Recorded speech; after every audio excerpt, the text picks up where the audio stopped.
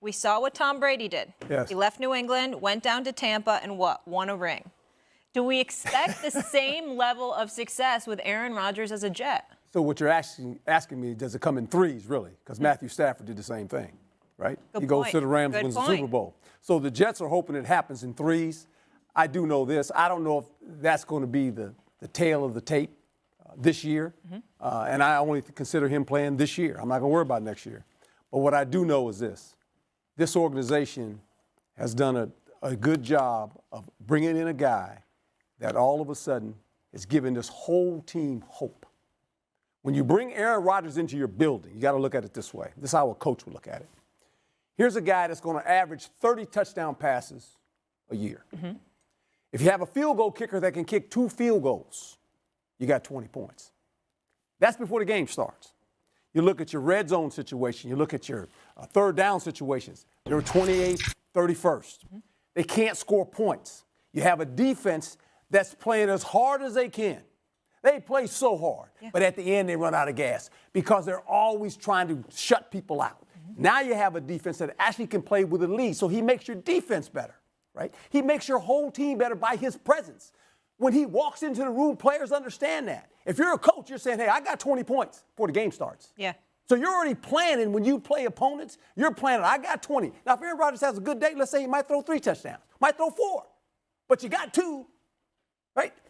That is an ingredient that he brings to the table when he walks into the room. Well, first off, Woody Johnson is the guy who brought Aaron Rodgers into the room. I like Joe Douglas. This is Woody Johnson's call because Woody's sick of losing. Woody said, we're going to go get the best quarterback. Jets were talking to Derek Carr.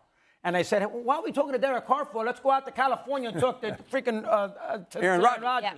So from that standpoint, I'm going to give, and he doesn't get a lot of credit. You work for him. Yes. Woody, give him some credit. Oh, no. Yeah, I think he's the guy that was the instrumental person here bringing him in. Not Saleh, not Douglas, the owner. That's the first thing. Second thing, I'm with Herm 100%. He's going to give the Jets hope. He's going to make them feel good. But remember, when Brady went to Tampa, he went to a lousy division that had no quarterbacks and really a conference that only had Rodgers.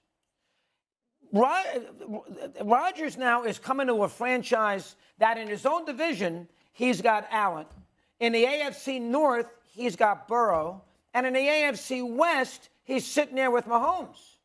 Not to mention Trevor Lawrence and Justin Herbert and Tua and Lamar. I mean, there's a lot of good quarterbacks in this AFC. So the path to go out there and win a Super Bowl is much harder for the Jets than it was for Tom. First off, the Bucs are a little better, but it's a much better scenario for Brady because the conference wasn't as good. This conference is a tough conference. They expect him to go out there and beat Mahomes and Burrows and win a Super Bowl. That's asking too much as far as I'm concerned. Excuse me for veering left for just 1 second before I get back to this Aaron Rodgers conversation, but I need to go back to Kawhi Leonard for this one quick second because our very own Bobby Marks made sure to send a message, get a message to me. The only way that Kawhi Leonard gets his money and the Clippers gets his number off the books is if an injury is deemed career-ending, and that would be 1 year from his last game. He cannot retire, keep the money, and the Clippers get cat relief. I was under the impression when I talked about him retiring that if he retired, they could spread the money out, not that the money would be gone and you get it. I know it would be on that cap, but that you could spread it out and you pay him a lower number, spread it out, and that would provide him some cap relief. If I'm wrong in any way, I appreciate the education from Bobby Marks, so thank you very, very much, okay? Just wanted to point that out. I still believe that Kawhi should go away because he ain't good for the franchise. Having said all of that, let me get back to some damn football. When we talk about Aaron Rodgers, and what the capabilities are, because we're talking about the level of success that he could potentially have in New York. That was the question, right? Let me tell y'all something. You got season tickets already? The New York Jets could potentially win it all. I'm not saying they would. I know Kansas City's in that conference. I know the Bengals are in that conference. I know the Buffalo Bills are in that conference. Yeah, you want to throw Lamar Jackson and Baltimore in there, even my Pittsburgh Steelers, Miami. If Tua's healthy, I get all of that. Justin Herbert on the come up, I get all of that. Even though their coach, he shouldn't have been allowed to fly home with the team. He should have been put on a commercial flight after blowing a 27-point lead to the Jacksonville Jaguars. Don't even get me started with that nonsense. This is Aaron Rodgers. This is New York City. And that defense that they have supposedly in New York that everybody's been ballyhooing about, if that defense is what we suspect it is, right? You're talking about more bites at the apple, no pun intended, the big apple, no pun intended. But you're talking about more bites at the apple for Garrett Wilson, for Breece Hall, for Alan Lazard, and whoever the hell else Aaron Rodgers can help Joe Douglas get to New York City. And when you look at a defense like that, I don't recall Aaron Rodgers, even though Green Bay's had a good defense, I don't recall us ever talking about a Green Bay defense in the Aaron Rodgers era. I ain't talking about the Brett Favre era when he had Reggie White and the boys. We have never heard a Green Bay defense be talked about in the Aaron Rodgers era the way this Jets defense is being talked about. One day away from the NFL draft where dreams come true. Let's take a look at some of the teams to focus on tomorrow. There's 4 teams in this year's NFL draft with multiple first-round picks. We've got the Lions, Seahawks, Texans. Each have one pick in the top 10 and another in the top 20. The Eagles hold the number 10 overall pick from a trade with the Saints and their own pick at number 30 overall. Coach back here with us. And guys, every year, obviously, there's always a controversial pick. We know this. Or a missed opportunity, to say the least. So, Coach, which team do you think might botch this draft the most? I wouldn't say botch, Okay. but has an opportunity maybe to do something that would be unique when you think about the Texans. If I'm the Texans, I'm trading out of the pick and giving it to the Ravens, and I'm going to ask, can I have Lamar Jackson? And pick up Lamar Jackson. And basically the Texans have 2 first-round picks. Give them your 2 first-rounders. Take their pick at 23, the Ravens pick. Now you can build your defense. Because, you know, when you think about the Texans, they have a defensive-minded coach, DeMeco Ryans. He wants to build that defense similar to the 49ers defense. A lot of people are saying they're not going to take a quarterback.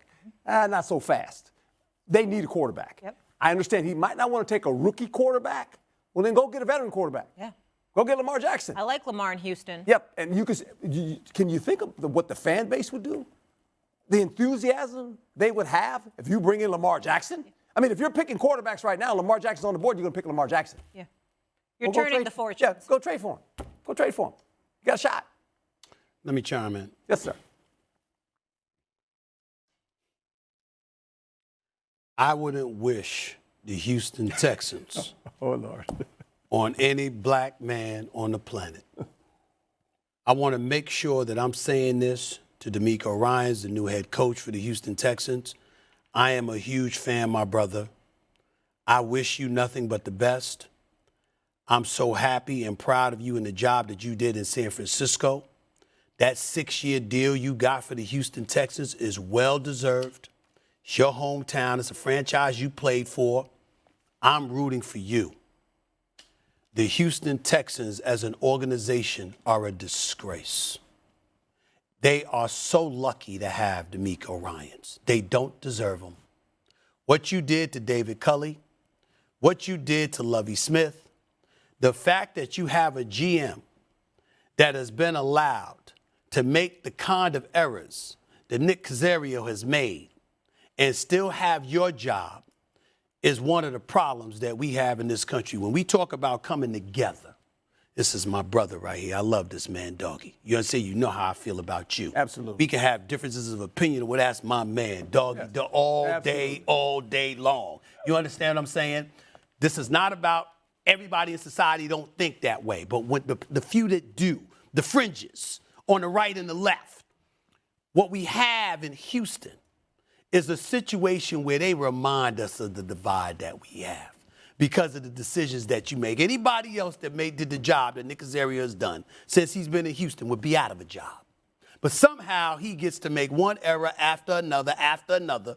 You understand what I'm saying? I don't even want to say what he's been treating black coaches like. I don't like it.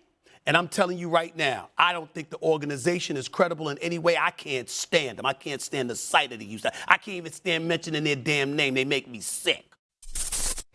Thanks for watching ESPN on YouTube. For live streaming, sports, and premium content, subscribe to ESPN+.